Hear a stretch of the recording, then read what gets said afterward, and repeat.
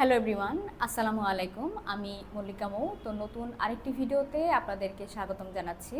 তো আজকের ভিডিওতে আমি আপনাদের সাথে একটি নতুন আরেকটি কান্ট্রির টপিক সম্পর্কে কথা বলবো।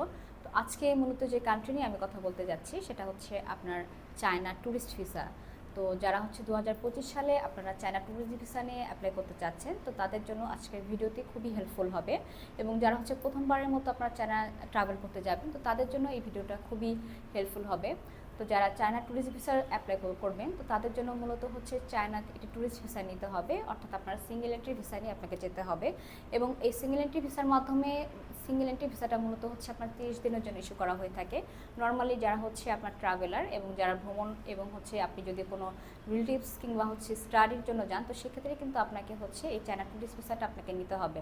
তো চায়না ট্যুরিস্ট ভিসার জন্য নর্মালি আপনার কিছু ডকুমেন্টস দিতে হবে। সেগুলোর মধ্যে হচ্ছে আপনার পাসপোর্ট, আপনার ছবি, voter ID card, bank statement এবং ব্যাঙ্ক সলভেন্সি সার্টিফিকেট। তো এই ডকুমেন্টসগুলো ঠিকভাবে যদি আপনারা প্রপার ওয়েতে সুন্দরভাবে গুছিয়ে দিতে পারেন, তো সেক্ষেত্রে চায়না ট্যুরিস্ট ভিসাটা পেতে আপনাদের জন্য একটু ইজি হবে। তো চায়না ট্যুরিস্ট ভিসার জন্য নর্মালি আপনার প্রত্যেকটি ভিসার জন্যই আপনার প্রফেশন অনুযায়ী কিছু আপনার প্রুফ দিতে হয় যে আপনি বাংলাদেশে কোন পেশায় আছেন। তো সেক্ষেত্রে হচ্ছে আপনার কিছু প্রফেশন অনুযায়ী কিছু প্রমাণপত্র দিতে হবে। সেটার মধ্যে আপনি বিজনেস করে থাকলে আপনার বিজনেসের যে ডকুমেন্টসগুলো আছে সেগুলো দিতে হবে, এবং জব করে থাকলে আপনার জবের যে ডকুমেন্টসগুলো আছে সেই ডকুমেন্টস আপনাকে দিতে হবে।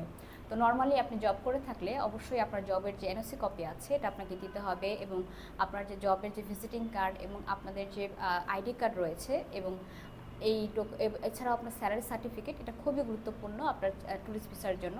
তো এই ডকুমেন্টসগুলো সুন্দরভাবে হচ্ছে আপনাকে প্রপার ওয়েতে গুছিয়ে দিতে হবে, এবং আপনি বিজনেস করে থাকলে আপনার বিজনেসের যে ট্রেড লাইসেন্স কপি রয়েছে ট্রেড লাইসেন্স কপি দিতে হবে, এবং এটাকে আপনারা অবশ্যই ইংরেজিতে নোটারাইজ করে আপনারা দিতে হবে, এবং আপনার যে ট্যাক্স রিটার্ন কপি রয়েছে এটা লাস্ট 3 সেশনের হচ্ছে দিতে হবে।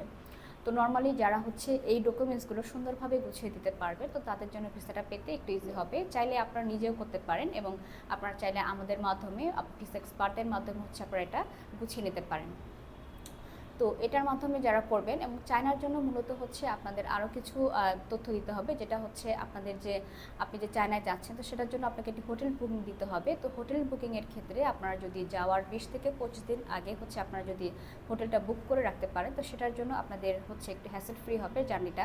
তো নর্মালি যারা চায়নাতে যাবেন, তো সেক্ষেত্রে চায়নার আশেপাশে যে ট্যুরিস্ট স্পটগুলোতে আপনারা যাবেন, তো সেই ট্যুরিস্ট স্পটের আশেপাশে কিন্তু আপনারা অনেক হচ্ছে আপনারা হোটেল পেয়ে যাবেন। আপনার বাজেট ফ্রেন্ডলি 2 স্টার 3 স্টার ক্যাটাগরির অনেক হোটেল রয়েছে চায়নাতে, তো সেগুলো হচ্ছে আপনারা পেয়ে যাবেন। তো এছাড়াও কিন্তু আপনারা এয়ার টিকিট বুকিংয়ের জন্য আমাদের সাথে যোগাযোগ করতে পারেন। এয়ার টিকিটটা বুকিংয়ের সময় আপনারা অনলাইন প্ল্যাটফর্মে করতে পারেন। এছাড়াও কিন্তু আপনারা ভিসা এক্সপার্টের কাছ থেকে আপনারা করতে পারেন। তো নর্মালি যারা হচ্ছে চায়না ট্যুরিস্ট ভিসার জন্য অ্যাপ্লাই করবেন, তারা আমাদের সাথে সরাসরি যোগাযোগ করতে পারেন, এবং আমাদের যে অফিস রয়েছে অফিসে এসে সরাসরি যোগাযোগের মাধ্যমে আপনাদের গুরুত্বপূর্ণ তথ্যগুলো জেনে যেতে পারেন। ধন্যবাদ।